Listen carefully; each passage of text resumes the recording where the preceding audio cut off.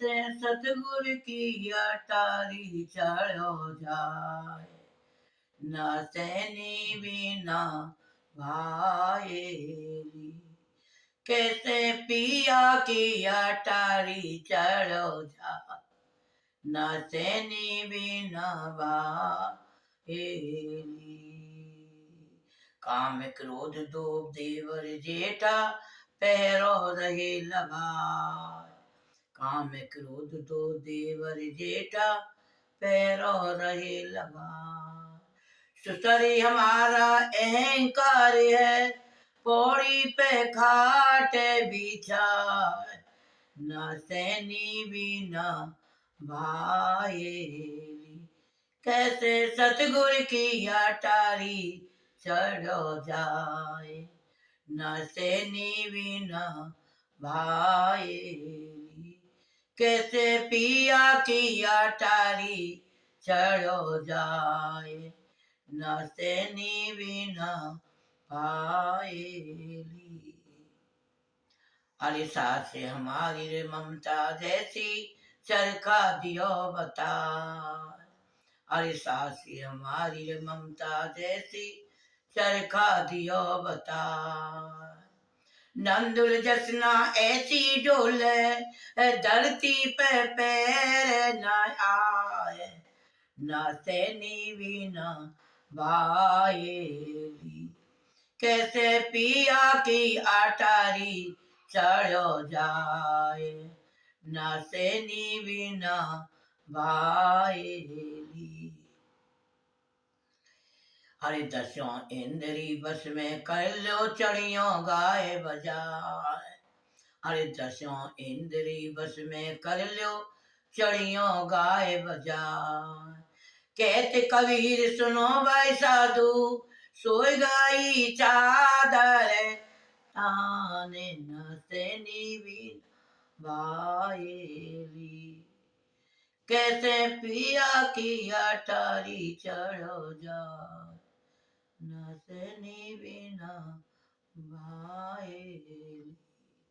गुरु की पैसा संगत जी हमें बस समझा रहे हैं, हमारे संत महात्मा के बिगड़ 5 नामों के, बिगड़ गुरु के, वो परमात्मा के पास नहीं जाया जाएगा।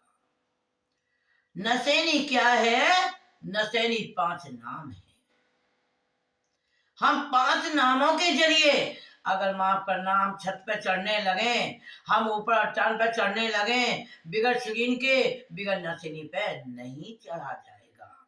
हम ऊपर से आए हैं, अब माफ करना अब नीचे हैं। अब नीचे से हमें अपने अंगूठा से लेके अब हमें चढ़ाई अपने ऊपर को करनी है। जब ध्यान पे बैठेंगे, भजन पे बैठेंगे और उनके नाम पे बैठेंगे तो माफ करना जैसे सीढ़ी पे चढ़ते हैं, ऐसे ही हमारी आत्मा शरीर में चढ़ना शुरू कर देती है। बड़े प्यार से हमें राय सिंह महाराज जी समझाते हैं, तेरे न आत्मा है, तेरे अंदर ही परमात्मा है। आज तक आत्मा से नहीं मिले हम, हमें क्यों कि उसके बीच में एक मन बिठा दिया है। मन ऐसा है, आत्मा परमात्मा नहीं मिलने देता है। जब 5 नाम की कमाई करेंगे, 5 नाम की कमाई करके वो मन हमारा बीच में से बिल्कुल हट जाएगा और आत्मा परमात्मा से मिल सकती है। जब आत्मा मन के चुंगल से निकल जाती है तो परमात्मा में जब एक हो जाती है, अब कहते हैं अब तू आ जा। अब वो कहाँ को ले जाता है कि जहां से आई है। जब शरीर को जैसे कि छोड़ते हैं हम, जब शरीर को छोड़ते हैं तो माफ करना आत्मा और शरीर अलग हो जाते हैं। अब जब आत्मा और शरीर अलग हो जाते हैं, आत्मा निकल के अलग हो जाती है तो उन्हें माफ करना नहीं दूत लेने आते, न यम लेने आते, ना वो धर्मराज के कोई वो लेने आते, दूत जो है, यम जो है, और माफ करना गुरु के सेवादार लेने के लिए आते हैं, जो गुरु की दीक्षा ले लेते हैं। उन्हें गुरु माफ करना गुरु ही लेने आता है। जब आता है कहता है देख मैं कहाँ खड़ा हूँ, तू आ जा।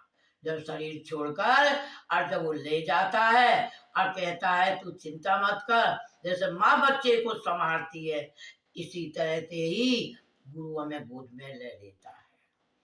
कहता है कि तू वादा करके गया था मुझसे और तू आ जाया है, माफ करना हम वादा करके आए थे वहां गुरु थे परमात्मा थे कि हम जल्दी आएंगे और हम अब यहाँ आकर के मृत्यु लोक में अब हम अपने आपे को और हम परमात्मा को भूल गए। वो बड़े प्यार से ले जाता है, ले जा करके अब मंडलों को पार कराता है। क्यों कैसे कैसे मंडल पड़ते हैं, कहते हैं अंडी में तो रह रहे हैं, पिंड का देश पार करना पड़ता है। पिंड का देश है जिसमें हम जाते हैं। तो जब पिंड के देश को छोड़कर और जब हम माफ करना ब्रह्मलोक में जाते हैं तो ब्रह्मलोक में वहां हमें रुकावट मिलती है। क्यों रुकावट मिलती है? तो वहां धर्मराज के पहरे लग रहे हैं। अब वहां से माफ करना निकले नहीं निकल सकते, नहीं निकल सकते। कौन निकालेगा? माफ करना हमारा हिमायती, हमारा सतगुरु, हमारा बाप हमें उंगली पकड़ के ले जाता है। फिर वहां आकर के ब्रह्मलोक में आकर के और वो हमारा गुरु वहां बैठा हुआ है, कहता है मैं तेरा इंतजार कर रहा था। बताते हैं संत महात्मा, माफ करना मैं तो जो सुनी हूं मैं तो उस बात को बताती हूँ। कहते हैं 3 रूप हैं गुरु के।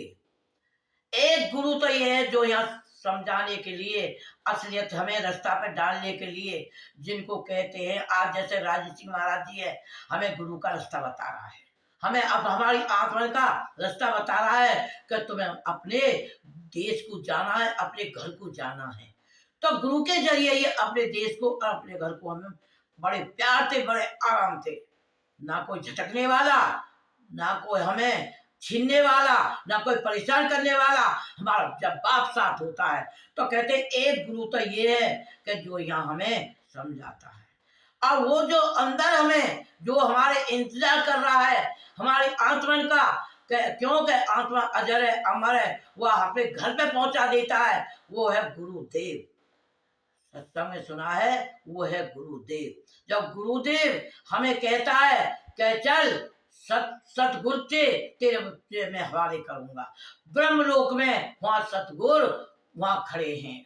तो कहते हैं ये गुरु यहाँ समझाता है और अंदर के मंडलों में हमें गुरुदेव ले जाता है और माफ करना वहां हमें सतगुरु के हवाले कर देता है। संत महात्मा जब आते हैं, जब असलियत सत्संग सुनेंगे, जब हमें पता पड़ेगी संतों के सत्संग में हमें आत्मन की ही बात मिलती है, परमात्मा की बात मिलती है, माफ करना दुनिया की बातें हमें नहीं मिलती है। बड़े प्यार से ध्यान से सत्संग सुनने की कोशिश करें। हमारे रहन सिंह महाराज जी बड़े प्यार से, बहुत प्यार से हमें समझाते हैं। इसी शब्दों के साथ सत्संग में जो गलतियां हाथ जोड़कर माफी मांग रही हूँ, इन्हीं शब्दों के साथ मैं अपने विराम दी।